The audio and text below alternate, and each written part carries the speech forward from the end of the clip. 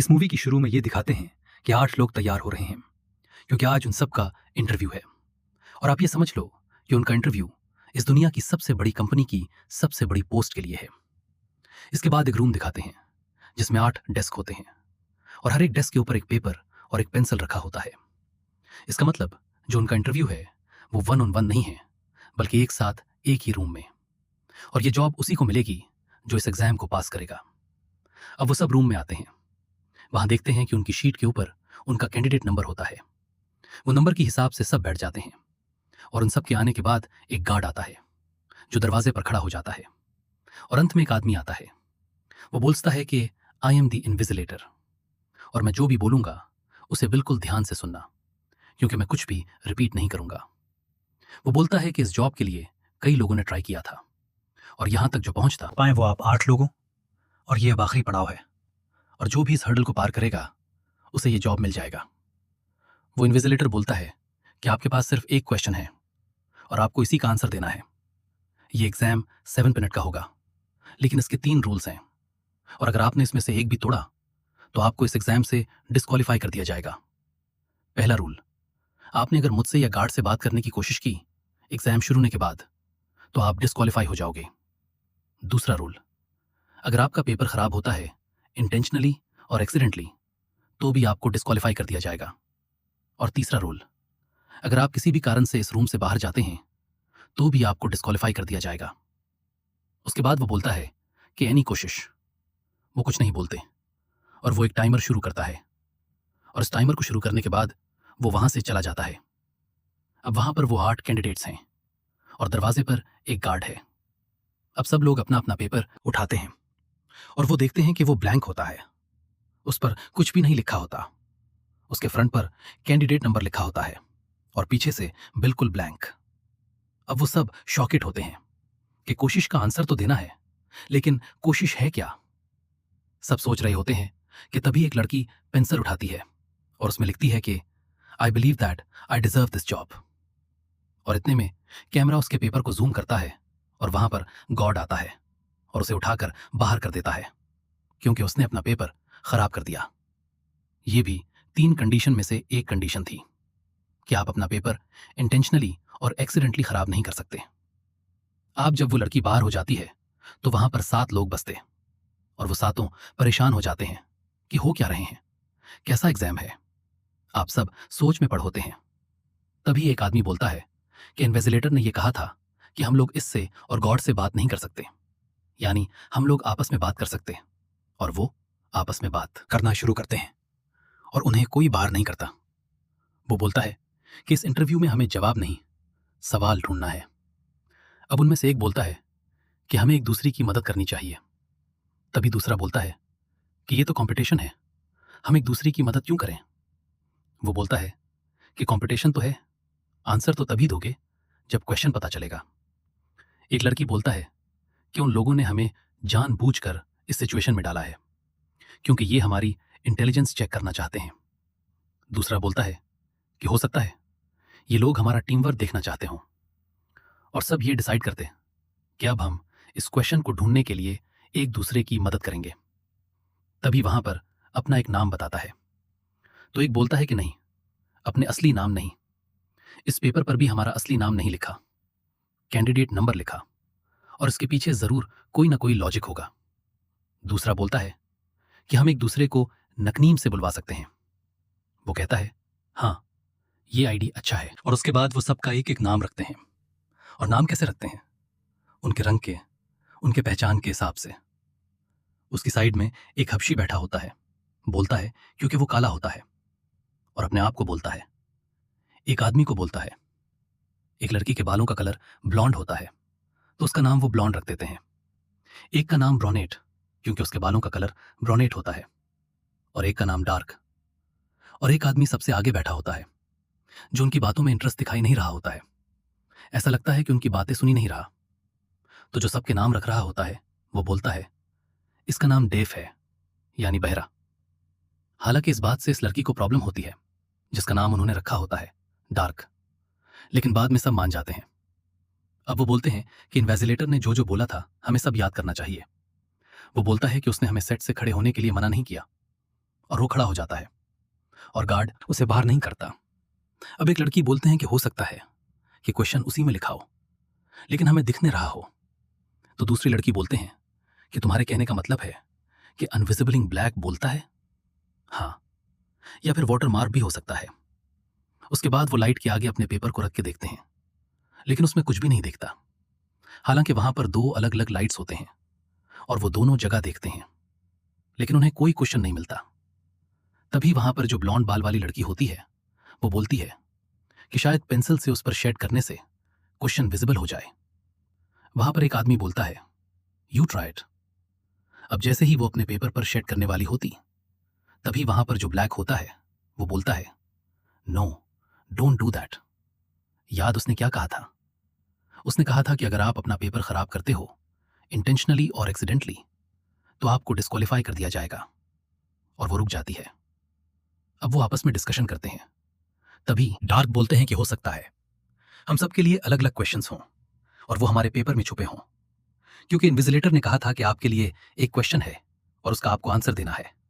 इसका मतलब ये नहीं है कि सबका क्वेश्चन सेम ही हो।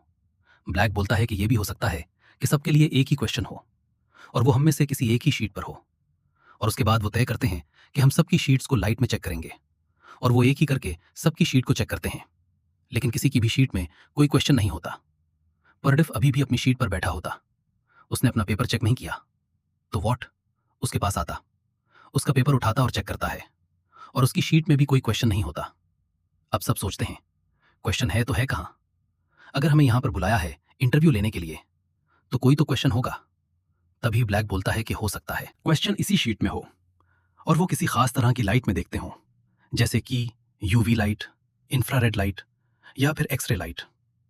तभी ब्लॉन्ड देखती है कि उस कमरे की दीवार पर गहरी गहरी पट्टियां होती हैं और जब वो पास जाकर ध्यान से देखती है तो उन पट्टियों के अंदर किसी तरह की लाइट होती है। अब वो सबको बोलती है कि लाइट के बटन ढूंढ, लेकिन उस कमरे में कोई भी बटन नहीं होता। तभी डार्क बोलते कि याद रखना कि उस कमरे से बाहर कोई भी नहीं जा सकता, क्योंकि जो 3 शर्तें थीं उनमें से एक शर्त यह भी थी कि आप किसी भी कंडीशन में इस कमरे को नहीं छोड़ोगे। वो बोलते कि उन लाइट को ऑन करने का कोई तो तरीका होगा। तभी ब्लैक ध्यान से देखता, बोलता है कि ये इमरजेंसी लाइट है। तभी उनमें से एक बोलता है कि चलो फिर इमरजेंसी क्रिएट करते हैं। अब इमरजेंसी क्रिएट करने का ये मतलब है कि उस कमरे में जितनी भी लाइट हैं वो एक एक करके सबको फोड़ दें और जब कमरे में पूरा अंधेरा हो जाएगा तो इमरजेंसी हो जाएगी और वहां पर जो लाइट है, जो हिडन लाइट है, वो जल जाएगी। पर इस चीज के लिए सब एग्री नहीं होते, क्योंकि वो बोलते कि अगर सबसाइड इमरजेंसी लाइट ऑन नहीं हुई तो क्या होगा? पूरे कमरे में अंधेरा और उसके बाद हम कुछ भी नहीं कर पाएंगे।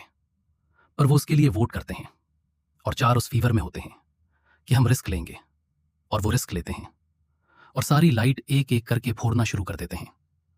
और जब वो आखिरी लाइट फोड़ते हैं तो कमरे में पूरा अंधेरा हो जाता है और तभी इस पूरे कमरे में जल जाती हैं।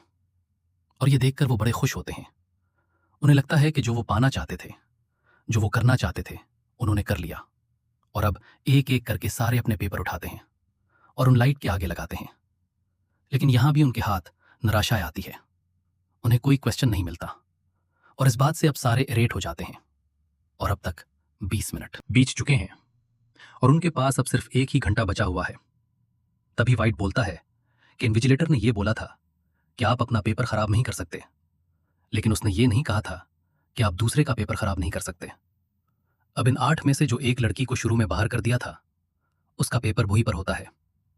वो उसका पेपर उठाते हैं और पेंसिल से उस पर शेड करना शुरू करते हैं, इस उम्मीद में कि हो सकता है कि शेड करने के बाद उसके ऊपर क्वेश्चन अपीयर हो जाए और वो उसका आंसर दे दी। और यहां पर भी उसके बाद डार्क बोलता है कि इस कमरे में कुछ तो ऐसा है जिसे हम समझ नहीं पा रहे, जिसे हम देख नहीं पा रहे। तब वाइट उन्हें एक और सजेशन देता है।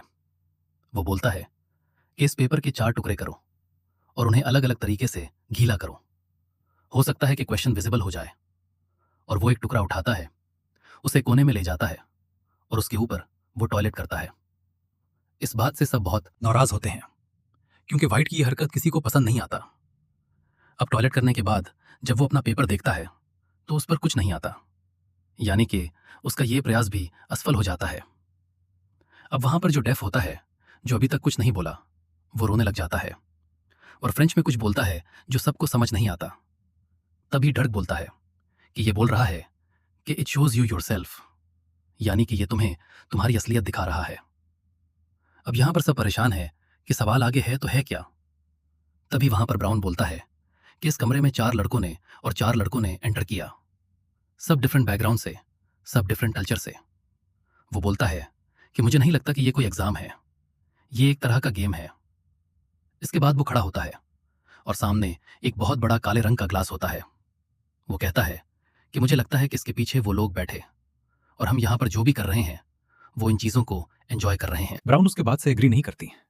वो बोलते कि ऐसा नहीं हो सकता, क्योंकि ये जो इंटरव्यू है, ये जो टेस्ट है, ये एक बहुत बड़ी पोस्ट के लिए है और इस कंपनी का जो सीईओ है वो इस कंपनी की छोटी से बड़ी हर एक चीज को खुद देखता है। और अगर इस क्लास के पीछे कोई होगा भी तो वो उस कंपनी का सीईओ और इन्विजिलेटर होगा। ब्राउन बोलता है कि तुम ये सब कैसे जानते हैं। यहां पर एक और मिस्टीरियस बात है कि जिस इंटरव्यू के लिए ये सब लोग आए हैं, उन्हें ये तो पता है कि एक बहुत बड़ी कंपनी है और एक बहुत बड़ी पोस्ट के लिए जॉब है, लेकिन उन्हें इस कंपनी का नाम अभी तक नहीं पता। डार्क बोलते कि 10 साल पहले एक बीमारी ने जंग लिया था और इस बीमारी के लिए एक कंपनी ने दवाई बनाई थी और वो दवाई इस इंसान को हर एक घंटे में लेनी होती थी जिसे वो बीमारी है, जो उस बीमारी से इन्फेक्टेड है। और वो दवाई लेने से उसकी बीमारी स्लो हो जाती है और इस मेडिसिन को बनाने के बाद इस कंपनी का टर्नओवर $20 बिलियन से भी ज्यादा हो गया था। ब्राउन बोलता है कि ये बात सबको पता है, लेकिन उस कंपनी ने पिछले साल से हायरिंग करना बंद कर दिया था। डर्क बोलती है ये सिर्फ दुनिया को दिखाने के लिए, लेकिन वो कंपनी आज भी बहुत ज्यादा ग्रो कर रही है। ब्लैक डर्क की बात से सहमत होता है और बोलता है कि हो सकता है कि इस कंपनी ने अब इस बीमारी का क्योर ढूंढ लिया हो, और अगर उनके पास इस बीमारी का क्योर है तो वो कंपनी दिन दुगनी रात चौगुनी तरक्की करेगी। डर्क बोलती है कि इस कंपनी के सीईओ को आज तक किसी ने नहीं देखा, इसे कोई नहीं जानता, और अगर वो अपने लिए असिस्टेंट देख रहा है जिसे वो इस कंपनी का फेस बनाना चाहता है, तो आप सोच सकते हैं कि ये कितनी बड़ी जॉब है, कितनी रिस्पॉन्सिबिलिटी वाली जॉब है। अब इसके बाद ये दिखाते हैं कि ब्रूनेट गार्ड के पास जाती है और उसकी पॉकेट चेक करती है और उसमें एक लाइटर होता है। ब्लैक बोलता है कि अगर हम इसे पेपर पे लगाएंगे तो पेपर जल जाएगा, लेकिन अगर पेपर पे कोई केमिकल लगा हो तब ये काम कर सकता है। तब ब्रूनेट उसे एक फायर इमरजेंसी पाइपलाइन दिखाती है जो कि ऊपर होती है और वो तभी ऑन होती है जब कमरे में आग लग जाए। वो बोलते हैं कि हम उसके आसपास आग लगाते हैं तो हो सकता है कि उसमें से पानी की जगह कोई केमिकल निकले। ब्लैक बोलता है कि हाँ, ऐसा हो सकता है कि उसमें से केमिकल निकले जो फोटो डेवलप करने का केमिकल हो, और इस कमरे में जो लाइट चल रही है ये भी डार्क रूम में वाली लाइट हो जहां पर फोटो डेवलप होती है, और इस तरह से हम इस पेपर में जो व्हाइट पेपर दिख रहा है उसे डेवलप करके उसमें से एक क्वेश्चन को ढूंढ सकें। अब डेफ अपनी सीट से उठता, जिसमें ये दिखाते हैं कि अब उन लोगों के पास 39 मिनट और 13 सेकंड बचे हुए हैं। अब ब्लॉन्ड और ब्राउन अपना पेपर सेफ जगह रख देते हैं ताकि उसमें पानी ना गिरे। इसके बाद ब्रूनेट एक टेबल पर चढ़ती है और लाइटर लेके उसके आसपास आग दिखाती है ताकि उसमें से पानी है जो भी केमिकल निकालना और निकल जाए, लेकिन उसका हाथ ऊपर पहुंच नहीं रहा होता। तभी व्हाइट उसे एक पेपर रोल करके देता है। वो उस पेपर में आग लगाती है और आग सेंसर तक पहुंच जाती है। उसके बाद उसमें से लिक्विड गिरना शुरू हो जाता है और नीचे ब्लैक और व्हाइट उसे पेपर में डाल के चेक करते हैं, लेकिन वो नॉर्मल पानी होता है, वो किसी तरह का कोई केमिकल नहीं होता। अब जब नीचे ब्रूनेट आती है तो वो देखते हैं कि जिस पेपर में उसने आग लगाई थी वो उसी का पेपर था। दरअसल व्हाइट ने धोखे से उसी का पेपर रोल करके उसे दे दिया था। अब गार्ड आता है और ब्रूनेट को वहां से बाहर कर देता है। अब उस रूम में 6 लोग बसते हैं, लेकिन व्हाइट की उस हरकत से ब्लैक को बहुत गसर आता है और वो उसके पास गसर से जाता है। बोलता है कि I should punch your lights out, और जैसे वो ये कहता है उसी वक्त लाइट्स बंद हो जाती हैं। ब्राउन बोलता है कि ये तुमने क्या किया। ब्राउन बोलता है कि उसने किया नहीं, उसने कहा लाइट्स आउट, और उसके बाद ब्राउन बोलता है कि लाइट्स अप, और लाइट्स चल जाती है। वो कहता है कि यहां पर जितने भी लाइट्स हैं वो सब के सब वॉइस एक्टिवेटेड है, यानी कि जो भी तुम कहोगे तुम्हारे आवाज की उस हद से वो ऑन और ऑफ होंगी। तभी वहां पर यह दिखाता है कि वहां पर जो डेफ बैठा होता है वो इन सब बातों से फ्रस्ट्रेटेड हो जाता है और वो रोना शुरू कर देता है। उसके बाद उसके पास वाइट आता है और वाइट उसे प्रोवोक करता है कि तुम अपना पेपर फारत क्यों नहीं देते, और वो अपना पेपर फारत देता है। अब गार्ड उसके पास आता है, उसे उठाता है और कमरे से बाहर कर देता है। लेकिन जब वो उसे कमरे से बाहर कर रहा होता है तो उसका चश्मा अंदर ही गिर जाता है। अब ब्लैक को इस बात से और भी गसर आता है। वो बोलता है कि हम तुम्हारे अब कोई भी मदद नहीं करेंगे। वाइट बोलता है कि मुझे अब तुम्हारी मदद की कोई जरूरत नहीं है, क्योंकि मुझे क्वेश्चन पता चल गया है। ब्लैक बोलता है, अच्छा, तुम्हें क्वेश्चन पता चल गया तो हम सबको भी बताओ। वो कहता है, मैं क्यों बताऊं। उसके बाद ब्लैक को बहुत कसर आता है तो उसे एक पंच मारता है और वो बेहोश जाता है, और ब्लैक उसे एक चेयर पर बिठा कर बांध देता है और उसका मुंह भी बंद कर देता है। अब इन लोगों के पास सिर्फ 29 मिनट बचे हुए हैं। उसके बाद वो आपस में डिस्कशन शुरू कर देते हैं और तभी वाइट को होश आ जाता है। वो कुछ बोलने की कोशिश कर रहा होता है, लेकिन ब्लैक अभी बहुत कसर में होता है और उसे और मारता है। तभी ब्राउन सोचता है कि मुझे उसकी पट्टी खोल देनी चाहिए, लेकिन ब्लैक उसे मना कर देता है। लेकिन वहीं दूसरी तरफ ये दिखाता है कि जो डार्क होती है वो उसकी पट्टी खोल देती है, और वाइट बोलता है कि मेरी दवाई का टाइम हो गया है, दवाई मेरी जेब में है, वो मुझे दे दो।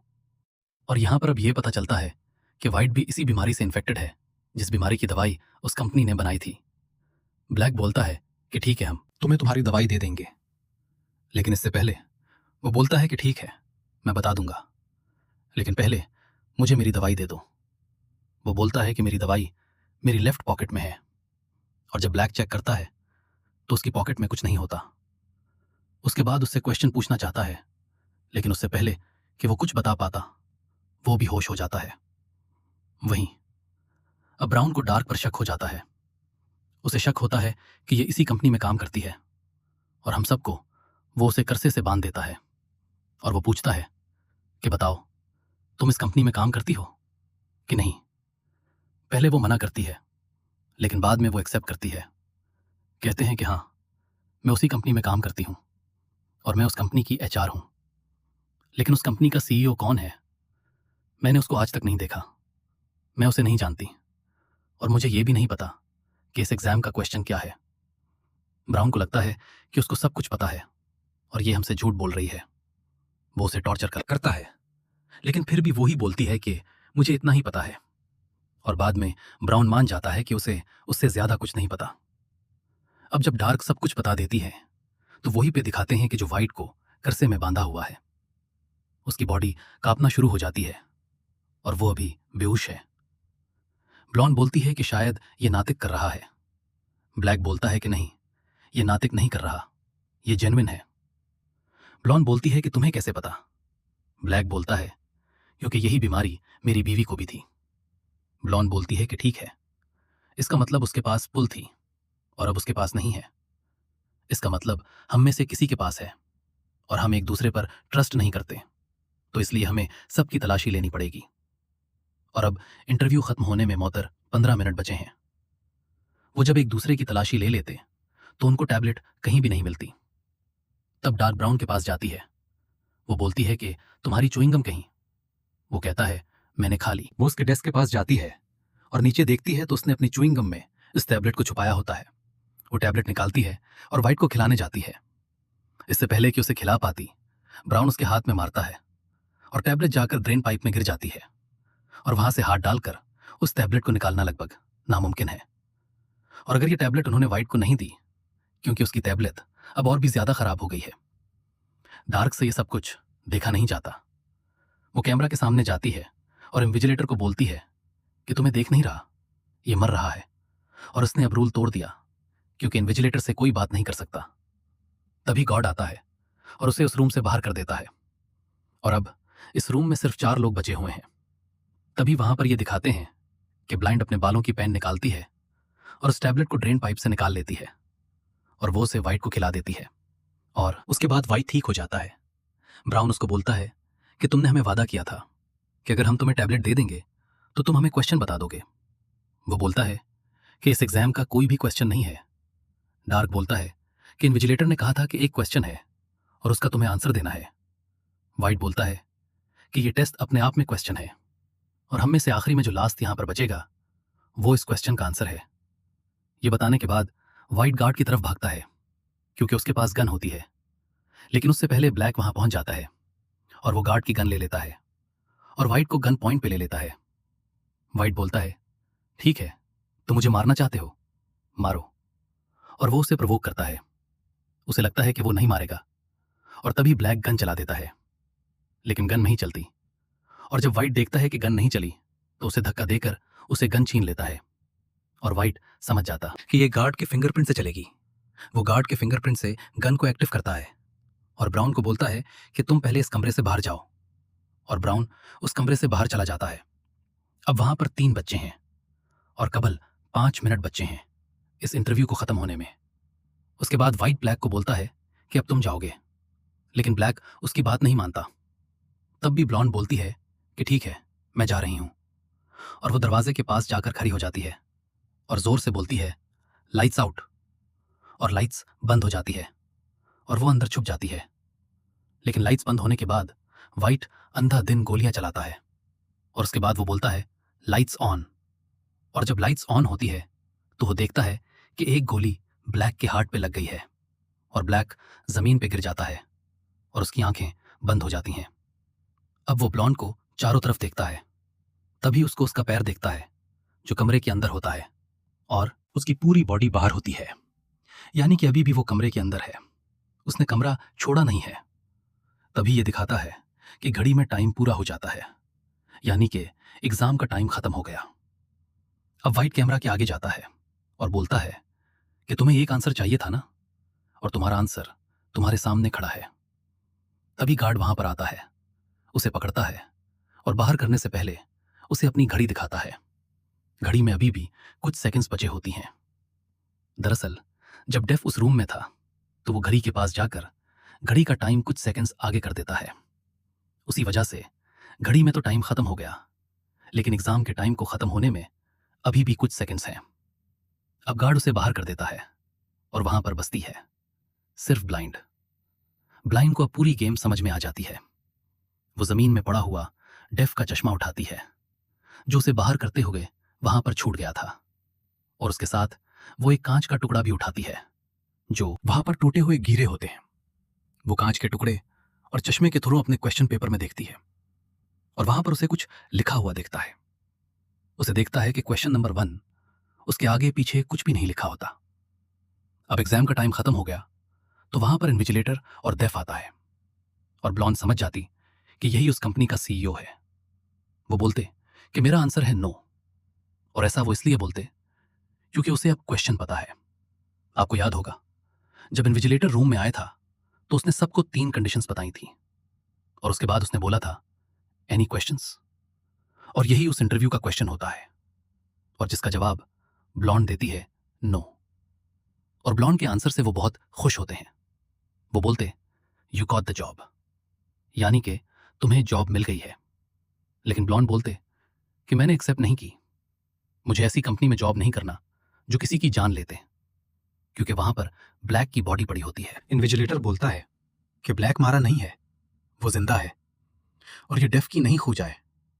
इस बुलेट के अंदर एक कैप्सूल था जो किसी भी घाव को आराम से भर सकती है, और जिस बीमारी का क्योर पूरी दुनिया ढूंढ रही है, ये इस बीमारी को तो ठीक करेंगी, इसके साथ और भी कई बीमारी को ठीक करेंगी, और ये दवा हर किसी को चाहिए होगी। ये बात सुनकर ब्लॉन्ड को बहुत खुशी होती है और वो इस जॉब को एक्सेप्ट कर लेती है।